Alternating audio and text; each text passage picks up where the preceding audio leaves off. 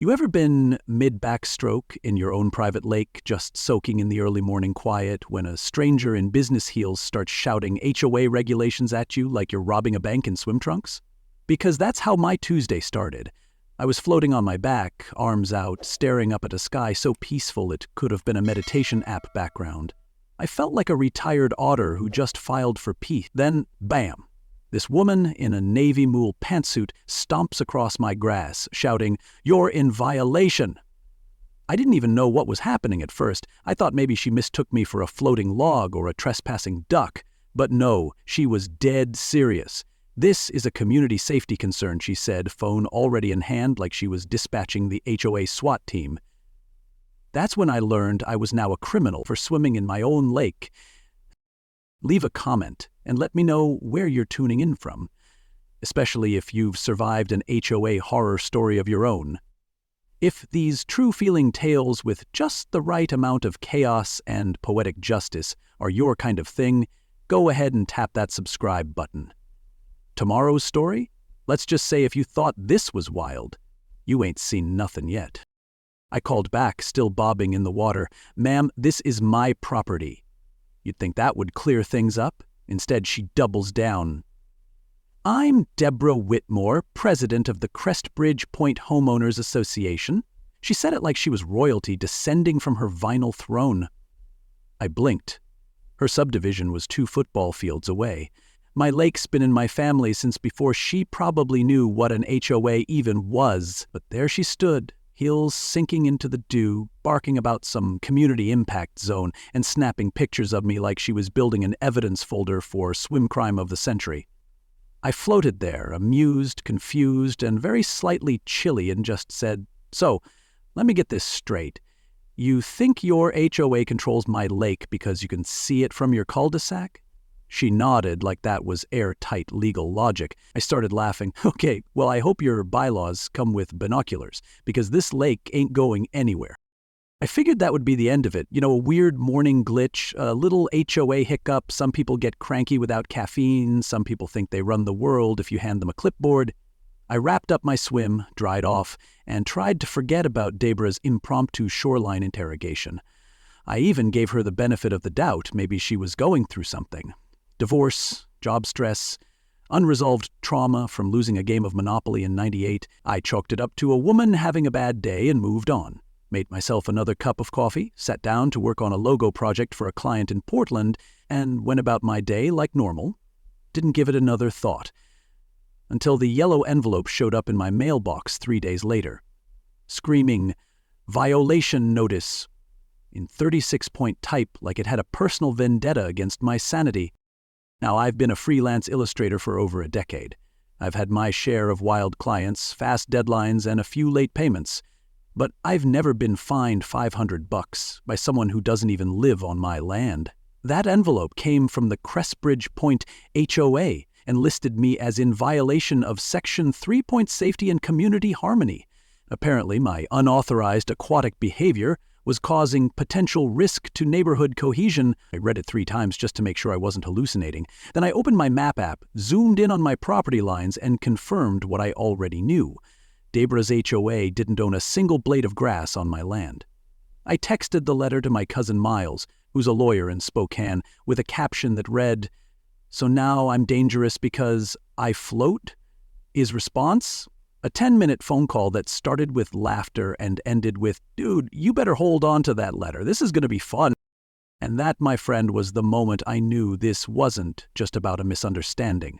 Deborah wasn't confused. She was committed. She genuinely believed her HOA's imaginary borders gave her legal authority over my lakefront, my morning routine, and by extension, my peace of mind. This wasn't about rules. This was about control. And something about the way she said, "You'll be hearing from us," echoed in my brain like a challenge I didn't ask for but couldn't walk away from. That yellow envelope wasn't a warning. It was the starting gun. Deborah thought a $500 0-cent fine would make me back down. She thought she'd scare me into submission. What she didn't know was that my grandmother left me more than just this land. She left me her stubborn streak and a strong distaste for bullies with clipboards. And so, while Deborah was planning her next HOA crusade, I was warming up for the real swim, the one where I didn't just float, I fought. 3 days after Deborah's lakeside meltdown, I opened my mailbox, expecting junk mail and maybe a pizza coupon. Instead, I found a yellow envelope screaming at me in all caps like it had something to prove. Violation notice. URGent. It looked like it belonged on a courtroom driveway, not the end of my dusty gravel driveway. I opened it right there, leaning on the mailbox like I was bracing for bad news, and sure enough, right at the top, fine amount, $500, 0 cents. Apparently, I'd committed the heinous crime of swimming in water on my land. The letter accused me of unauthorized aquatic activity, which sounds like something you'd get arrested for at SeaWorld, not your own backyard. I stared at it for a solid minute, waiting for a hidden camera crew to pop out of the bushes, but nope. Just me, my lake, and a rogue HOA with delusions of jurisdiction. And that was the moment my smirk turned into a slow, simmering, what the hell. Now, I don't scare easy, but there's something about getting fined for doing something totally normal that makes your brain glitch. I mean, this is like getting a parking ticket for sitting in your own garage, or being told you're trespassing on land that's been in your family longer than HOA bylaws have existed. I couldn't even be mad right away, it was too absurd. The letter was full of bolded phrases like community risk and safety enforcement, like my casual backstroke was threatening national security. They even referenced some obscure clause about shoreline visibility affecting neighbor well-being. Neighbor well-being? The only thing my swim affected was the ducks. They're my only lakeside witnesses, and so far they haven't filed a complaint. Still, the HOA wasn't kidding. The fine came with a deadline, threats of legal action, and Deborah's signature, scrawled like she was signing the declaration of overreach. I knew I had to do more than laugh it off this time. And trust me, nothing motivates like a $500 0 cents swim invoice. So I did what any mildly irritated ranch owner would do. I called my cousin Miles. He's a lawyer in Spokane who's dealt with enough property disputes to write a sitcom. I sent him a screenshot of the letter with the caption, "Apparently swimming is now a felony."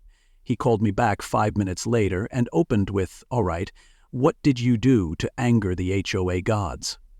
I read him the whole letter word for word. There was a long pause. Then Miles said, "They fined you for swimming? On your property?"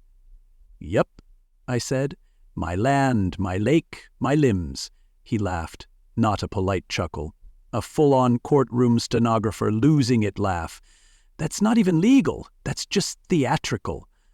According to Miles, unless Deborah had annexed my land in a secret meeting of backyard warlords, she had zero authority. Hearing that didn't just calm me, it lit a fire, because now it wasn't just silly. It was a bluff, a loud, legal-looking bluff meant to scare me, which meant one thing: time to push back. But before I could do anything formal, I had to see it for myself. This mythical HOA throne room where Deborah signed her letters of doom. I'd pictured something grand, a boardroom with oak panels and a gavel made of ego. What I found instead was a one-room strip mall office wedged between a tax service and a vape shop. The sign out front was peeling and the blinds were crooked. You ever walk into a place and instantly realize someone watched too much daytime television and decided they were in charge of things? That was this office. The receptionist, Deborah herself, looked up like I'd just insulted her family by existing. "Mr. Cole," she said, flat as drywall, "I assume you're here about the notice." I nodded and took a seat in a plastic chair that had more cracks than authority. I didn't raise my voice, didn't insult her. I just asked one question. Do you actually have legal jurisdiction over property that's not in your HOA? Her eyes flickered, and I saw it, just for a second, that pause where the truth and the lie collided. She shuffled papers and muttered something about community impact again, but this time it felt hollow, like someone repeating rules they don't really understand. I pulled out my phone and showed her the map. Zoomed in, labeled undeniable. My property, my fence, my lake. Her neighborhood? Not even close. See this gap, I said? That's called private land. Yours ends here, mine starts here. That's not a suggestion. Her jaw clenched like she was chewing nails. You're being disrespectful, she snapped. The fine is now $750, 0 cents. I stared at her for a beat. So asking questions adds $250, 0 cents? She didn't blink. That's when I knew this wasn't about swimming. This was about control. And Debra? She was the kind of person who thought power came from paper, not law. But that's the thing about bluffing. Eventually, someone calls, and I was already reaching for my chips. You don't throw a $750 0-cent tantrum at a rancher and expect him to roll over. That fine didn't scare me. It energized me. The real game was just getting started. I've seen bigger coat closets than the so-called office where Deborah conducts her HOA crusade. The sign out front read Crestbridge Point Community Management, but I swear the only thing being managed was her caffeine supply and self-importance. This little corner of power was sandwiched between a vape shop called Cloudzilla and a tax service that looked like it'd been closed since the Reagan era. Eek authority. I half expected her to emerge from behind the desk with a sash and a plastic crown. But no, there she was in another power suit like she'd been elected queen of the cul-de-sac. I walked in, polite but firm, and she looked up like I was late for detention. "Mr. Cole," she said, like my name tasted like vinegar. "Have a seat." And I did, in a plastic chair that creaked in protest, like even the furniture didn't want to be part of this nonsense. But I was here for answers, not ambience, and the more I looked around, the more I knew this meeting was going to get interesting. She didn't offer water. She didn't even blink. Just slid another violation notice across the desk like she was dealing blackjack. "Due to your refusal to acknowledge HOA safety standards," she said, "your fine has been increased to $750, 0 cents. That's when I tilted my head and gave her the kind of look you reserve for folks who say they microwave fish in the office break room. "Increased? For asking questions?" I asked, trying not to let my sarcasm walk ahead of my smile. She repeated something about community disruption and setting a precedent, as if I was the opening act for an uprising. "This is about maintaining order," she added, hands folded like she was ready to pray for my enlightenment. I almost laughed, but instead I pulled out my phone, tapped open the satellite map, and spun it toward her like I was teaching high school geography. "Here's my ranch," I said. "Here's the fence. Here's my lake. And here, way over here, is your HOA. That's not adjacency, Deborah. That's a zip code gap." She squinted at the screen like it might change reality if she stared long enough. Then, with the grace of a child caught stealing cookies, she huffed. "That doesn't matter. Your behavior impacts property values. That's a community concern." I smiled slowly, like someone flipping the last card in a poker hand. "Disrespect," I said, raising an eyebrow. "You walked onto my land like it was a Costco parking spot, Deborah. I was swimming. You acted like I was launching a yacht rave." The silence between us was heavy, but she wasn't done. "If you continue to undermine our rules, we'll escalate the matter." "Escalate?" We're already 3 floors up in crazy and there's no fire escape." I could feel her power slipping. Because, deep down, I think she knew she didn't have a legal leg to stand on. Just a folding chair and a copy of the bylaws she kept quoting like scripture. I leaned back, not to relax, but to buy her a few more seconds of dignity. "You ever consider that just because you can send a fine doesn't mean you should?" I asked. "There's a difference between order and overreach. One keeps people safe, the other keeps them silent." She didn't answer. Her eyes darted toward the letterhead like it might come to life and back her up. But all I saw was a woman clinging to power like it was a scratch-off ticket she couldn't let go of. "You're being combative," she finally said, arms crossed like punctuation. "You're being delusional," I wanted to reply, but didn't. Instead, I just nodded and stood up, brushing off the imaginary dust of bureaucracy from my jeans. "If you think this fine holds up," I said, "go ahead. Just don't be surprised when it backfires harder than a lawnmower in a thunderstorm." As I walked out, I could feel her stare burning into my shoulder blades. But I didn't turn around. I didn't need to. That meeting confirmed everything I already suspected. Deborah wasn't enforcing rules. She was playing queen in a sandbox, hoping no one would notice the shovel was made of cardboard. And the thing about sandcastles built on power trips? They crumble the minute someone kicks reality through the gate. I stepped back into the daylight, took a deep breath, and knew one thing for certain. She thought I'd back down, because most people do. But I wasn't most people. I was raised on stubborn, seasoned with sarcasm, and hardwired to push back when someone told me no without a reason. Deborah just declared war over a lake I learned to swim in before I could spell HOA. And if she thought that fine was the end of it, "Ma'am, you're out of lake." I've seen bigger coat closets than the so-called office where Deborah conducts her HOA crusade. The sign out front read Crestbridge Point Community Management, but I swear the only thing being managed was her caffeine supply and self-importance. This little corner of power was sandwiched between a vape shop called Cloudzilla and a tax service that looked like it'd been closed since the Reagan era. Peak authority. I half expected her to emerge from behind the desk with a sash and a plastic crown. But no, there she was in another power suit, like she'd been elected queen of the cul-de-sac.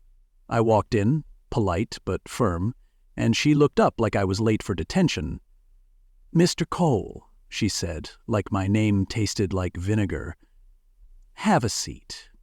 And I did, in a plastic chair that creaked in protest, like even the furniture didn't want to be part of this nonsense. But I was here for answers, not ambiance, and the more I looked around, the more I knew this meeting was going to get interesting. She didn't offer water, she didn't even blink, just slid another violation notice across the desk like she was dealing blackjack. "Due to your refusal to acknowledge HOA safety standards," she said, "your fine has been increased to $750, 0 cents. That's when I tilted my head and gave her the kind of look you reserve for folks who say they microwave fish in the office break room. "Increased? For asking questions?" I asked, trying not to let my sarcasm walk ahead of my smile. She repeated something about community disruption and setting a precedent, as if I was the opening act for an uprising. "This is about maintaining order," she added, hands folded, like she was ready to pray for my enlightenment. I almost laughed, but instead I pulled out my phone, tapped open the satellite map, and spun it toward her like I was teaching high school geography. "Here's my ranch," I said. "Here's the fence. Here's my lake. And here, way over here, is your HOA. That's not adjacency, Deborah. That's a zip code gap." She squinted at the screen like it might change reality if she stared long enough. Then, with the grace of a child caught stealing cookies, she huffed. "That doesn't matter. Your behavior impacts property values. That's a community concern." I smiled slowly, like someone flipping the last card in a poker hand. "Disrespect?" I said, raising an eyebrow. "You walked onto my land like it was a Costco parking spot, Deborah. I was swimming. You acted like I was launching a yacht rave." The silence between us was heavy. But she wasn't done. "If you continue to undermine our rules, we'll escalate the matter." "Escalate? We're already 3 floors up and crazy, and there's no fire escape." I could feel her power slipping. Because deep down, I think she knew she didn't have a legal leg to stand on, just a folding chair and a copy of the bylaws she kept quoting like scripture. I leaned back, not to relax, but to buy her a few more seconds of dignity. "You ever consider that just because you can send a fine doesn't mean you should?" I asked. "There's a difference between order and overreach. One keeps people safe, the other keeps them silent." She didn't answer. Her eyes darted toward the letterhead like it might come to life and back her up, but all I saw was a woman clinging to power like it was a scratch-off ticket she couldn't let go of. "You're being combative," she finally said, arms crossed like punctuation. "You're being delusional," I wanted to reply, but didn't. Instead, I just nodded and stood up, brushing off the imaginary dust of bureaucracy from my jeans. "If you think this fine holds up," I said, "go ahead, just don't be surprised when it backfires harder than a lawnmower in a thunderstorm." As I walked out, I could feel her stare burning into my shoulder blades, but I didn't turn around. I didn't need to. That meeting confirmed everything I already suspected. Deborah wasn't enforcing rules. She was playing queen in a sandbox, hoping no one would notice the shovel was made of cardboard. And the thing about sand castles built on power trips? They crumble the minute someone kicks reality through the gate. I stepped back into the daylight, took a deep breath, and knew one thing for certain: she thought I'd back down because most people do. But I wasn't most people. I was raised on stubborn, seasoned with sarcasm, and hardwired to push back when someone told me no without a reason. Deborah just declared war over a lake I learned to swim in before I could spell hoe. And if she thought that fine was the end of it, damn, you're out of lake. After that charming office visit, I knew Deborah wasn't going to stop. She didn't back down because someone proved her wrong. She doubled down because someone dared to question her homemade kingdom. So, I decided if she wanted to make this public, I'd beat her to it. I wrote a short, neighborly email and sent it to every address I could find connected to Crestbridge Point. Nothing dramatic, just maps, measurements, and a polite question. Does your HOA usually fine people for swimming on land it doesn't own? I attached screenshots of the property lines, a copy of the fine, and added a closing line that read, "If this seems normal to you, I'll pay the fine and send cookies. If not, we may have a problem worth discussing." I figured I'd hear crickets, or maybe get one angry dad with a flagpole. Instead, my inbox lit up like Christmas in July. Turns out, Deborah wasn't just micromanaging my morning swims. She'd been running a neighborhood dictatorship with garden rules and garbage can watch lists. One guy got fined for painting his shed the wrong beige, and another woman had to resod her yard because her grass grew too fast. I got a dozen emails within 24 hours. Half were furious, half were exhausted, but they all had one thing in common. They were done being told what shade of peace they were allowed to enjoy. And then came the most curious reply, a short, cold message from someone named Marcia Kendall. "The HOA exists to maintain order. Maybe you should try cooperating. No greeting, no signature, just enough chill to make me check the thermostat." Little did I know, Marcia was Deborah's unofficial field agent. By Thursday, I started seeing her near my fence line, holding up her phone like she was filming the opening credits for CSI Lakefront. Now, I'm not easily rattled, but having someone stand by your property line every morning, documenting your swim routine like it's evidence for trial, that gets under your skin. Marcia didn't wave. She didn't speak, just stood there like a scarecrow with a Samsung, waiting for me to slip and commit a Code 7 splash violation. I started waving to her. "Good morning, Marcia!" I'd shout, doing my backstroke with extra flair. If I had a fog machine and strobe lights, I'd have added them for dramatic effect. But humor only goes so far, because behind the passive aggression was something worse. Deborah was using her people like security cameras. And that's when she called for an emergency HOA meeting about external property conflicts and ongoing disruptions. I wasn't on the guest list, obviously, but I figured if my name was on the PowerPoint, I should at least get a seat in the room. The meeting was in the Crestbridge Community Center, beige walls, stackable chairs, and the ambiance of a dentist's waiting room. I walked in and felt the air tighten. Deborah was already at the front, remote in hand, looking like she'd rehearsed every slide in front of a mirror. A few neighbors glanced my way, half curious, half embarrassed. But I wasn't there to make a scene. I was there to return the favor. Politely, publicly, and with receipt. Deborah opened with a dramatic line. "There are certain individuals threatening our harmony." Then she clicked to a photo of my lake and paused for effect. I waited until she reached a graph labeled "Risk Zones Adjacent to Recreational Bodies," which looked like it was built from crayons and bold text. That's when I stood up and cleared my throat. "If I may," I said, "you brought paranoia, I brought pictures. Let's compare notes." You could feel the room split like a dry log. Deborah tensed. Marcia sat stone-faced.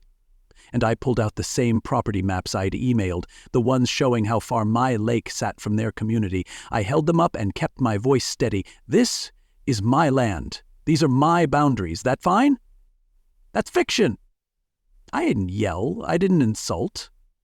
I just laid out the facts and let the contrast do the work. Ocho overreach wasn't some new phenomenon, but this was like trying to put traffic lights on a dirt road just because someone saw dust. The room stayed quiet, but I could feel the shift. People were listening now.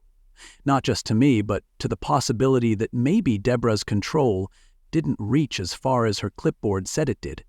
And the best part? We were just getting warmed up. You ever sit through a 10-minute slideshow built entirely on paranoia, finger-pointing, and Microsoft clip art?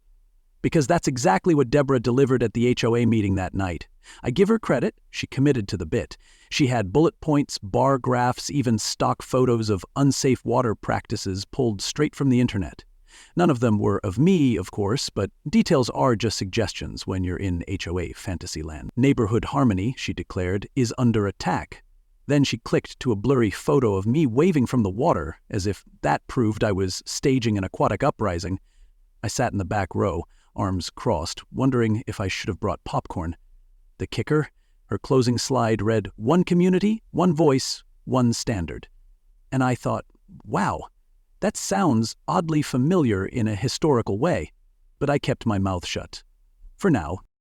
When she finished, the silence in the room was louder than any applause could have been. It wasn't respect. It was confusion. A couple of heads tilted like dogs hearing a strange sound. That's when I stood up, walked to the front, and said, "Mind if I offer a second opinion?" Deborah's nostrils flared like she'd just smelled dissent. I pulled out my tablet, opened my property app, and mirrored it to the projector. Now, here's something less dramatic but more accurate. This is my land, my fence, my lake. And right here is your HOA 200 yards away and 100% uninvolved. I swiped to my tax records, property deed, and ownership history. This lake's been in my family since dial-up internet, folks. That's how long we've been here without needing a single rule book from across the hedges. The audience chuckled. Even a few heads started nodding. Nothing says "we believe you" like quiet laughter in an angry room. But Deborah wasn't done, not by a long shot. She gave a sharp nod to Marcia Kendall, who stood up like she'd just been cued in a courtroom drama. Marcia adjusted her glasses and launched into what can only be described as a loyalty monologue. "We are a unified community," she said, "and unity means holding each other accountable. It means supporting our leadership when they make difficult calls for the greater good." Her tone was so serious I half expected a violin to start playing behind her. I let her finish, then raised a single eyebrow. "Marcia, I get it. Loyalty's great, but maybe we need to check what we're being loyal to. Because right now this feels less like accountability and more like delusion with a clipboard." That one landed. A few stifled laughs, one audible gasp, and even a cough that sounded suspiciously like a chuckle. And just like that, the room tilted a little more my direction. Deborah's jaw locked up, but the grip on her remote started to loosen. Someone from the second row, an older guy in a fishing hat, asked, "So wait, the lake's not even in our neighborhood?" I turned and nodded. Nope. I could set up a water park and sell snow cones and still be 100% within my rights. Another resident chimed in, "Then why are we having meetings about this?" The room began to buzz, not with outrage, but with doubt. That's how it starts. The unraveling. Not with a fight, but with simple, uncomfortable logic. Deborah tried to reel it back in with more slides about visual disruption zones and sound bleed, but it was like trying to patch a sinking boat with dryer sheets. The more she clicked, the more people leaned away from her and toward me. And honestly, that shift in energy was louder than any argument I could have made. By the time the meeting ended, a small line had formed around me. People shook my hand. A few apologized. One woman even asked if her kids could swim in the lake sometime. Meanwhile, Deborah was still standing at the front like someone just canceled Christmas. Her slideshow had bombed harder than a bad karaoke night, and now she had a new problem. Her authority was cracked, and her target was suddenly popular. But see, that's the thing about people like Deborah. When their grip starts to slip, they don't back off. They dig in. And something about the way she stared at me as the room cleared out told me she was already planning her next move. She'd lost the room, sure, but she hadn't lost the fight. Not yet. And that meant things were about to get weird. It started like any other morning, coffee in hand, feet up, and trail cam footage queued up on my laptop. I wasn't expecting much, maybe a few deer nosing around the lake or that raccoon family doing their nightly buffet raid, but at 5:37 a.m., the screen froze on something that made my stomach drop. There she was, Deborah Whitmore, HOA president, part-time tyrant, and apparently now early morning She crept onto my property like a villain in orthopedic shoes, crouched low like she was auditioning for a spy movie produced by Home and Garden. I leaned in closer, unsure whether to laugh or call Homeland Security.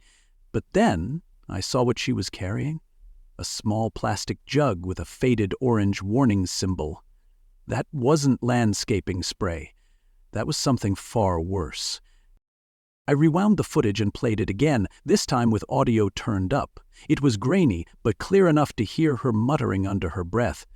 "Let's see if they like it now." Then she popped the cap, leaned over the edge of my lake, and dumped the entire contents into the water like it owed her money. No hesitation, no second thoughts, just chemical vengeance at sunrise. My jaw clenched as I watched her shuffle away like nothing happened, stepping carefully back over my fence like her little morning errand had restored the HOA universe. It was the kind of moment that flips a switch in your brain. From disbelief to rage, from comedy to crime scene. This wasn't just a feud anymore, it was felony-level sabotage. I called Miles immediately. He picked up groggy, but by the time I finished my third sentence, he was wide awake and dropping legal jargon like we were prepping for court. "Ethan, that's trespassing, environmental vandalism, and depending on what she dumped, possibly a Class C felony." I nodded, even though he couldn't see me. "So we press charges?" I asked. But Miles paused. "We could, but maybe there's a smarter way, something that puts the ball in our court without tipping our hand too early." That's the thing about my cousin. He doesn't just think like a lawyer. He thinks like someone who's been in a few parking lot arguments and won all of them on principle. We didn't want revenge. We wanted leverage. And Deborah had just handed it to us on camera. We sat down that weekend and made a list. Itemized damages, water testing costs, new surveillance expenses, and my time. Toss in the stress, legal advice, and the general insult of someone trying to poison your lake, and we landed on a tidy number, $5,000, 0 cents. Not outrageous, just fair. Just enough to make her sweat, without making it look like we were swinging for a payday. The goal wasn't to break her, it was to hold up a mirror and say, "You crossed a line, and now you're going to see what accountability looks like." So, we packed up the footage, loaded it onto my laptop, and drove straight to her beige castle of chaos. Deborah's perfectly trimmed colonial over in Crestbridge Point.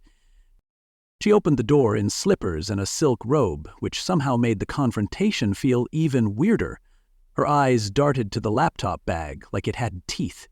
"What is this?" she asked, tone already defensive. I smiled, calm as a glass lake. "Just a conversation, Deborah. We thought you might want to see what our trail camera picked up Thursday morning." Her color drained the moment she saw the paused footage, her own face glowing in night vision gray. "That's not what it looks like," she whispered. "Really?" Miles asked, opening the clip. "Because it looks like trespassing, with chemicals, at sunrise." She stammered, offered 3 different excuses in 30 seconds, none of which included an apology. That's when I closed the laptop and laid it out plainly. "We're not calling the cops. Yet. But you're going to make this right? Or the next time you see that footage, it'll be in a courtroom." And just like that, the balance shifted.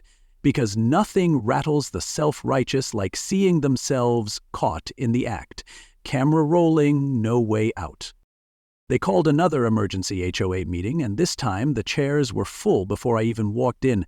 Word had gotten around. People who normally skip these things were packed in shoulder to shoulder, whispering about something big, and clutching their reusable coffee mugs like they were about to witness a true crime reveal.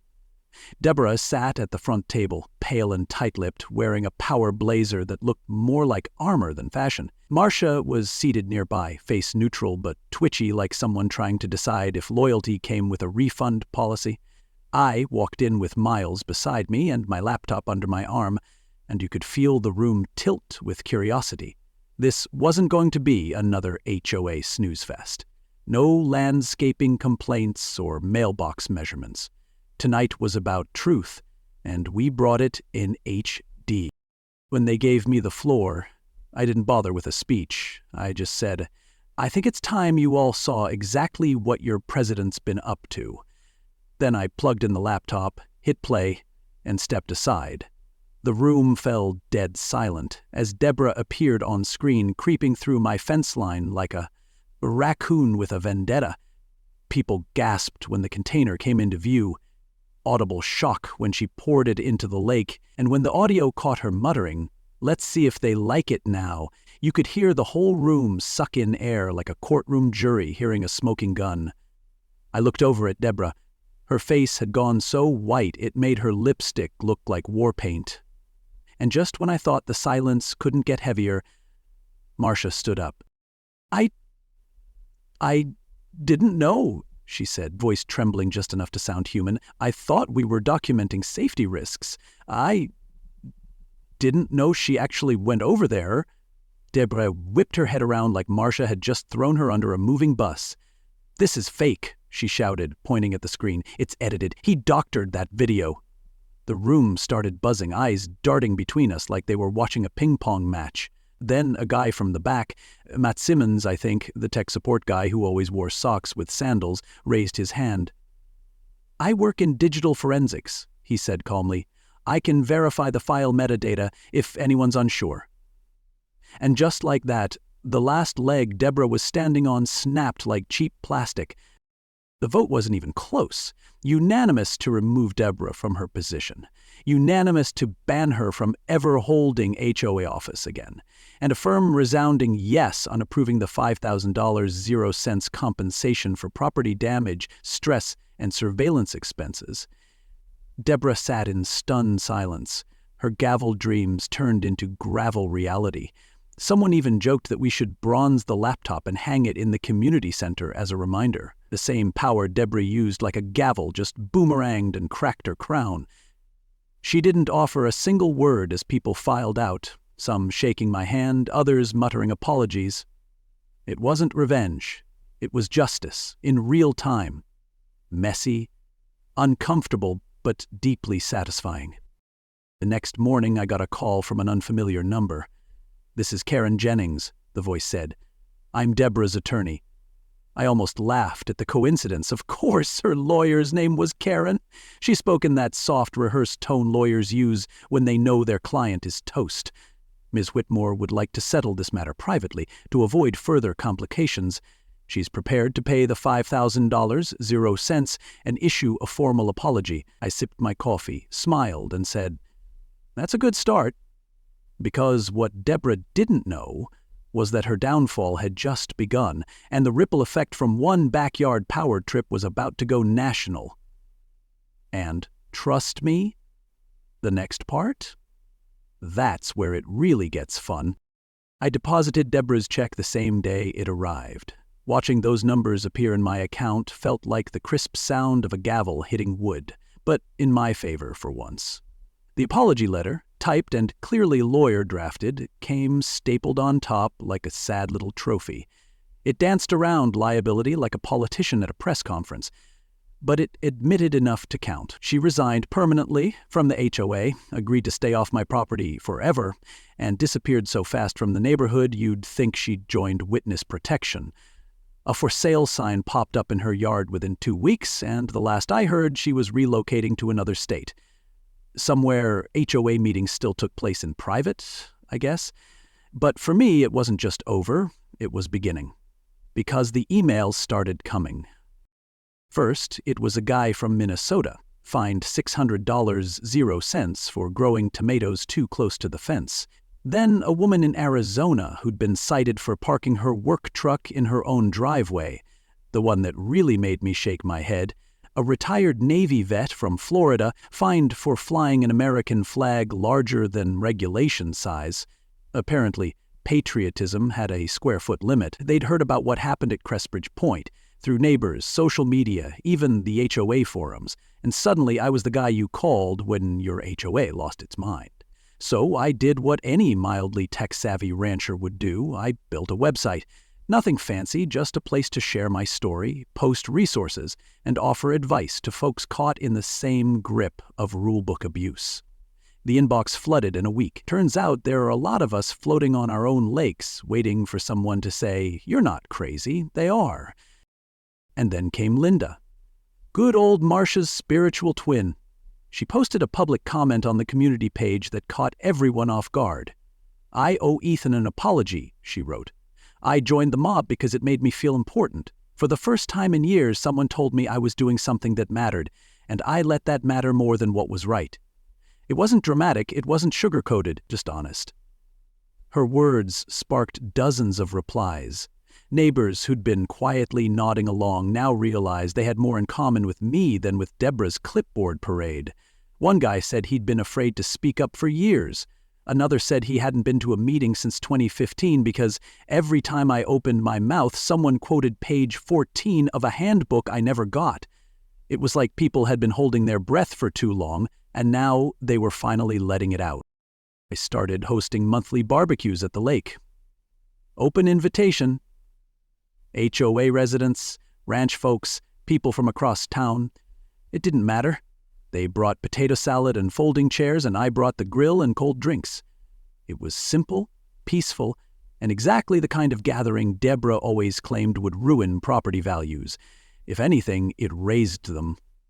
There's something about watching your neighbors laugh instead of whisper that makes a place feel like home. Some people started calling me the HOA whisperer.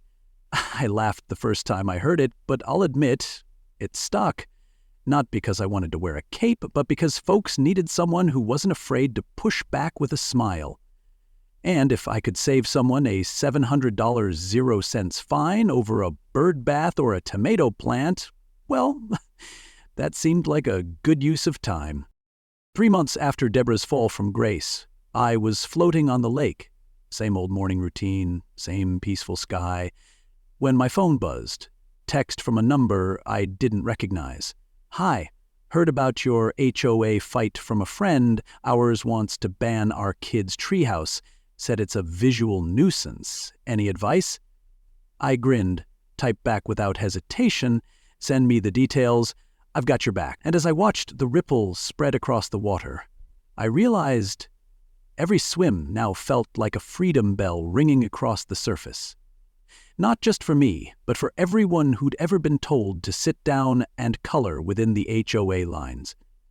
Some people run from noise, others make waves. I've decided to keep swimming, because apparently the lake's not just mine anymore. It's a symbol. And trust me, we're just getting started.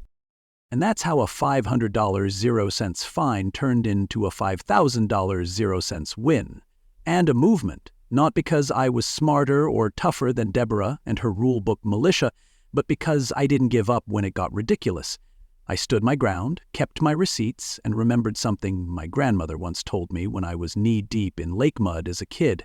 The water doesn't care who's watching. It just keeps flowing. That's what I did. I kept flowing, and now, thanks to one HOA president's ego and a plastic jug of mystery chemicals, I've helped dozens of people across the country realize they don't need to beg for peace on land they already own. You don't need a permit to be treated with respect. The lesson? Rules aren't the enemy. Abuse of them is. HOAs can serve a purpose, sure, but the moment they forget that they exist for the community, not over it, they lose their right to control it. Deborah thought she could weaponize paperwork and win. What she didn't count on was someone shining a light and rolling tape. So if you're dealing with petty fines, power-tripping board members, or made-up violations from someone who thinks a lawn is a battlefield, remember this. You're not alone. Stand tall, stay calm, and hit record. If this story made you smile, think, or even just breathe a little easier about your own headache, drop a comment below and tell us where you're watching from. I want to hear your story next. Hit that like button if you believe common sense should always beat petty control. And don't forget to subscribe so you don't miss the next wild ride. Because trust me, the next story coming your way, let's just say, it makes this one look like a pool party with lemonade. Thanks for floating with me. The water's fine. Come on in.